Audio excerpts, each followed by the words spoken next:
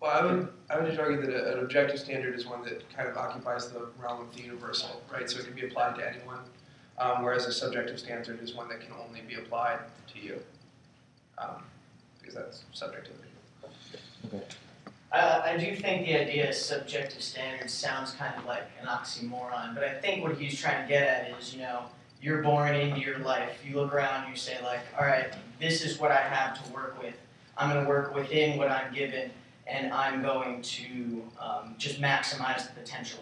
I'm going to run like an optimization problem based on what I have and just do the best I can.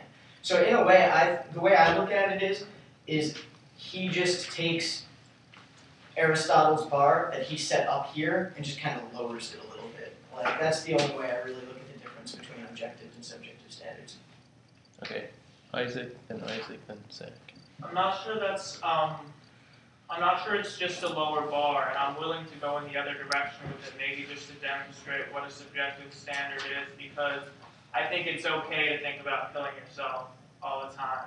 It's like kind of noble to face death in that sense, and to have that intensity of feeling. And in that sense, I think where I really diverge, or where the conversation changes a lot, is whether or not you think happiness is the ultimate goal. And I think part of subjective standards can be, he has this passage where he says, he's talking about what the objectivist is. This is on 183. And he says, he is someone who sees in a number of cases a huge gap between the lives that people are leading and the lives that would be best for them. He may want to shock them into the realization that they're doing a terrible job with their lives. To me, I think it's not okay to basically have that view of other people. And I guess a subjective standard is one which, I guess it is a personal standard, or it allows people to have personal standards, but you're not allowed to tell people that they're living terrible lives.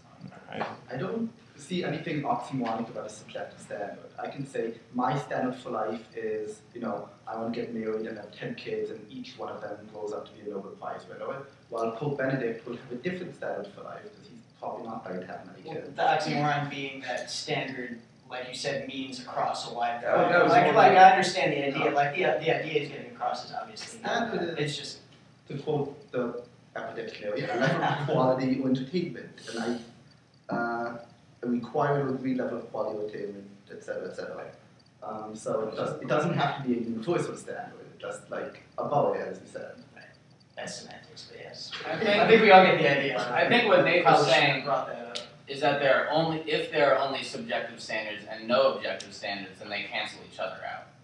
Well, I wasn't even saying that. I just mean that yes, as a subjective standard, you can have yours and the Pope can have his, but that doesn't really leave us with anything, because then all you can say is that, oh yeah, everyone has their own standards. How do you build a system of ethics or something off of the idea that we all just kind of do what we want? Well, that smacks to me of moral relativism. To me, I would say your happiness is dependent upon the standard, right? And within certain bounds of like not interfering in other people's life. I mean, the liberal ideal tends to be like maximize people's abilities to fulfill their life plans, right? Out harming other people. And your happiness is determined by your life plan, determined by your standard, and you build a system of ethics on that allows you to achieve yours without impairing other people's abilities to achieve theirs.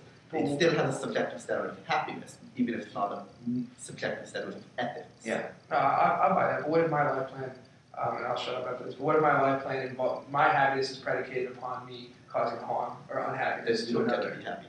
But then that's an objective standard, right? No, it's an ethical standard of interfering with other people's. I think that's an objective standard. You cannot, your happiness cannot interfere with someone else's happiness. No, that strikes me as a universal standard. Right. So it would just be a utilitarian idea of the most happiness for the most number of people. That's what I was right, which is, to me, an objective standard. But it doesn't say, it's not an objective standard for happiness is. It doesn't define happiness. Okay. All right. Quinn and then Brendan and Zach. So, I think my main issue with objective standards in relation to happiness is, if you're going to stick by them, it means you can't really determine happiness except, in retrospect. If you've got certain criteria for, a happy life, then usually you aren't going to be able to say whether someone is happy until they're very old or dead. You know, like, and just the fact that, like, you know, Newton came up a little bit ago, like, we were talking, well, was he happy? And just the idea, you know, like, oh, well, what he believed was true, so he was happy. Well, what he believed wasn't, so he's not. That, it turns happiness into a concept that doesn't sound very much like happiness at all. Like, if, you know, if happiness wasn't based on, like, the feeling that he was talking about earlier, that, like, rests more within those subjective standards, then we wouldn't even be talking about it right now, because we wouldn't have a concept of happiness. We might be able to come up with something similar for, like, what we're describing these objective standards, you know, like virtue or something like that. But I think happiness at its core is going to rest in subjective standards, and that if we're using objective standards to try and define it and decide who's happy, then we're kind of missing the point entirely. Okay, Brennan? I mean, part of having objective standards, I guess, is believing that there is an objective reality that exists. And that's not a claim that I'm willing to make. But even if we disregard that and say, okay, there's an objective reality, then I guarantee that even within this room, we could not agree on a set of objective standards for happiness. And you're saying that the entire universe has one? I mean, it just doesn't seem to make too much sense to me. I feel like there's so many different things that can make people happy and flourish in different ways. And that's even making the huge assumption that reality is an objective thing. Not everyone doesn't experience it differently. No one's saying that they do, but that they ought to. Alright, Zach and then Caitlin. I was going to say, Sorry, Luke. it seems to me like a problem with the subjective standards here is that we can very easily think of an example of where someone would have subjective standards for happiness, which we would just consider flat out wrong. Because let's say that some person thinks that the ultimate happiness is thrill-seeking, and the ultimate thrills come from bungee jumping without a bungee cord, right?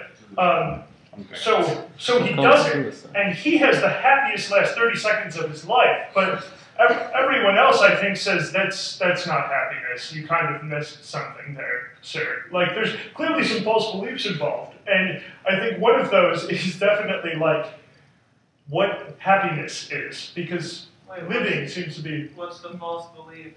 Yeah, I don't think there's any false belief. Yeah. I was just saying, like, that guy could have been happier in his last 30 seconds right then than, you know, like, some of us could ever be in our entire lives, like, just doing everything of these objective standards that we're supposed to do. Then I guess you would disagree with my point. I thought that this is something we would all look at and say, for shame, he just was confused, and that's not what happiness is. But apparently there are people who disagree with that.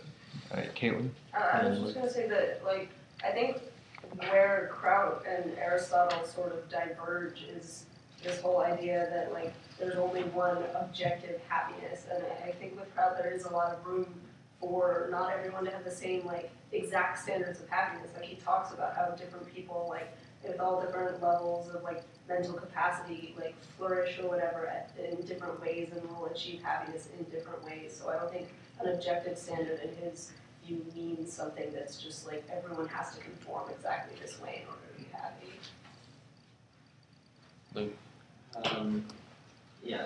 One thing, or a couple things about things people said a while ago. Just because setting objective standards and treating someone like they don't know what their happiness is, just because that's bad and immoral to treat someone like in a like one-on-one interaction doesn't mean that it's not true, that there don't exist, that person couldn't be happier if you made arguments that if you did this you'd be happier. Yeah, that might be a bad way to look at people, especially from a political like sphere, but doesn't mean it's not right. The same with the fact that if we don't know the objective standard, that's I guess that's obvious. Or if we don't know what the objective standard is, it doesn't mean it doesn't exist. Maybe it's not helpful, but another thing, and I think one thing that people fear about having an objective standard that you don't ever know for sure that you're really happy. One fear is that you have to live this life in like self-doubt all the time. Like, am I really happy? I don't know because I can't use my subjectivity to do it. But I don't think that needs to be the case. I think you can just take your happiness at face value and say like, I'm happy. But if someone comes along and says, well, maybe you'd be happier if you do this, then you change because that is a standard that you have been missing. You thought you knew what would make you happiest, but you were incorrect about it. And I think if we accept these subjective standards, then we're not even able to tell like a child that what you're doing is not going to make you happy. It might